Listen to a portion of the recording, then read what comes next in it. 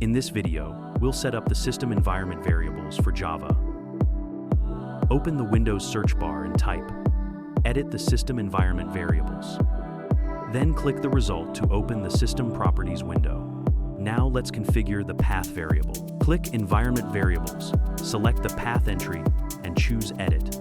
Add a new line that points to the JDK's bin folder. This allows Windows to run Java commands from any location.